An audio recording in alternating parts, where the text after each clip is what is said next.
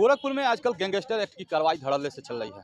आज उसी क्रम में जो है हम पहुंचे हैं गोरखपुर के हावड़ बंधा पे। आप देख सकते हैं हमारे पीछे जो मकान है, ये मकान एडवोकेट रविंद्र निषाद का बताया जा रहा है और इसको जो है पिछले 4 अप्रैल को गोरखपुर की पुलिस ने जो है सील कर दिया, कुर्क कर दिया। इसी प्रकरण को समझने के लिए हम खुद जो है अधिवक्ता के पास आए हैं, पेशे से अधिवक्ता है।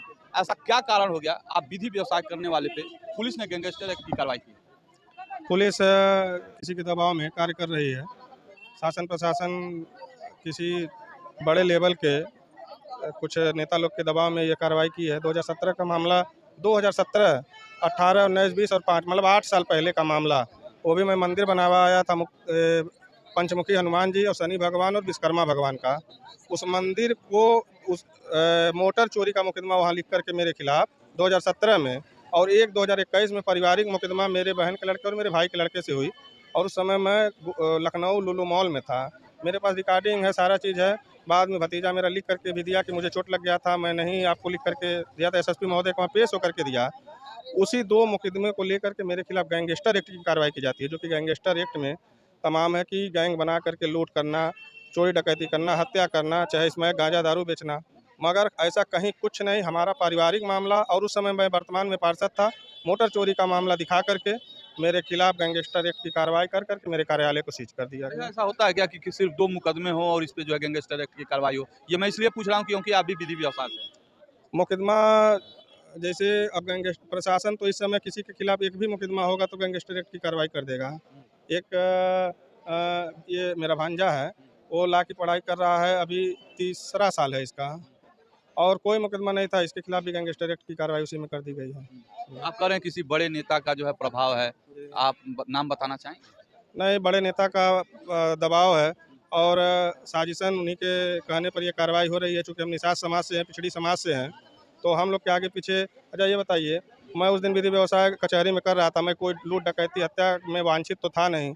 तत्काल मेरे घर पर आए लोग और मेरे बीवी बच्चों को बाहर ढकेल करके कर करके और ताला मार दिए। कम से कम 1 घंटे 2 घंटे पहले हमको सूचना भी तो दे देना चाहिए, और हमारा सारा चीज़, एक कपड़ा तक नहीं निकालने दिए। बताइए। अभी परिवार इसी में रह रहा था जब कार्रवाई हुई? हाँ, परिवार इसी में रह रहा था, और हम आप लोग से चाहेंगे कि भाई हमारे साथ न्याय हो। माननीय मुख्यमंत्री जी अगर सबके साथ न्याय कर रहे हैं तो हमारे साथ भी न्याय हो। भाई हम भी निषाद समाज के हैं, निषाद समाज उनको भरपूर वोट करता है, मगर पता नहीं क्या है कि यहाँ के कुछ लोग ऐसा कर देते हैं कि वो निषाद का ध्यान नहीं देते हैं। नहीं, अमूमन देखा जाता है कि जो लोग पीड़ित होते हैं या जिस पे जो है किसी तरह का जो है पुलिस या प्रशासन कार्रवाई करती है, तो मुख्यमंत्री के यहाँ जाते हैं वो लोग। आप इस तरह से कभी प्रयास किए मुख्यमंत्री से अपनी बात बताने को? मुख्यमंत्री जी के वहाँ जाने का प्रयास किया गया, मगर जो बीच के लोग हैं वो जाने ही नहीं देते हैं हम लोग को। मुख्यमंत्री जी को वहाँ कई बार यहाँ के जब गैंगस्टर एक्ट की कार्रवाई नहीं हुई थी, तो एक बार हम लोग जैसे आज के डेट में यह स्थिति है कि जितनी कैपेसिटी अगर यहाँ जो भाजपा में निषाद समाज के जो नेता अपना दमखम दिखा रहे हैं, उससे कम कैपेसिटी मेरी नहीं है।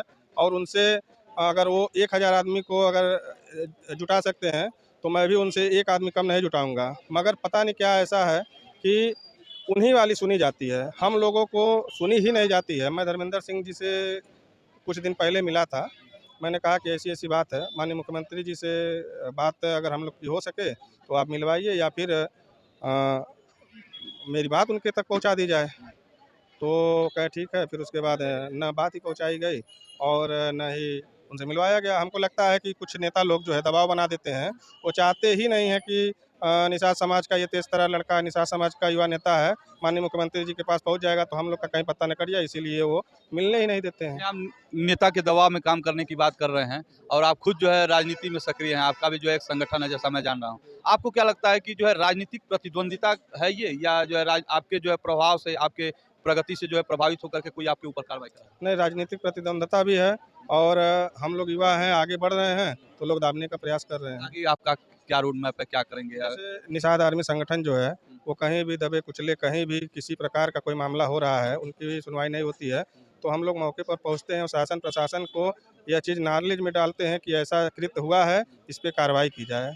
और वही सब देखते हुए हम लोग की लोकप्रियता बढ़ रही थी, और लोकप्रियता बढ़ता देख जो विरोधी कुछ लोग हैं उनके दबाव में प्रशासन झूठा मुकदमा लिख करके हम ही लोग को प्रताड़ित। विरोधी कौन है, आपके समाज के ही लोग हैं या जो किसी अन्य पार्टी? विरोधी तो हैं, उनका नाम मैं लूँगा, अभी समय आने पर लूँगा, चूँकि अभी वो शासन सत्ता में बैठे हुए हैं, उनका नाम जल्द ही उजागर किया जाएगा। ठीक है। ये रविंद्र निषाद हैं, अधिवक्ता भी हैं और निषाद आर्मी के नाम से इनका एक अपना संगठन है।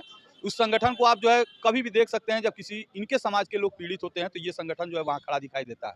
बाकी इनके इस घर पे सरकार का जो है हंटर चला है, कार्यालय भी है इसमें इनका। इस कार्यालय पे इनके जो है प्रशासन का हंटर चला है, इसको जो है पूर्क कर दिया गया पिछले 4 अप्रैल को। बाकी इस पूरे प्रकरण पे आपकी प्रतिक्रिया का रहेगा इंतजार। फिर होगी मुलाकात अगले खबर के साथ, तब तक के लिए नमस्कार।